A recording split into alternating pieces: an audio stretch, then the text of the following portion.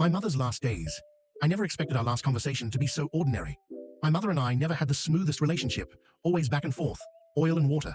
But we talked almost every day, even if those talks turned into arguments. That week in February, I didn't hear from her. No calls, no texts. My son, who lived with her, barely responded when I asked how she was doing. He said they both had a stomach bug, sleeping it off. I figured we'd all been there before, too exhausted to do anything but rest. By Friday, I'd had enough. I called again. No answer. I texted my son. Put her on the phone, or I'm coming over. A minute later, my phone rang. Her voice was weak, but steady. She laughed when I asked where she'd been hiding, said she just wasn't feeling great. I offered to take her to a doctor. She refused, said she just needed more rest. That night, I picked up my son for his game. He told me she was feeling better, even spoke to him before he left. When I dropped him back off, I grabbed them dinner. 5 minutes later, my phone rang.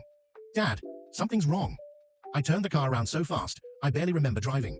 My son had found her in bed, confused, not touching her food. By the time I got there, paramedics were already working on her. Sometime between that morning and that night, she'd had a massive stroke. A few days later, doctors confirmed. No recovery, no hope. She was gone by March 1st. I replay that last conversation over and over. Should I have done more? Should I have seen the signs? I don't know. Maybe I just need to stop beating myself up. Maybe I just needed to talk about it. Follow for next part.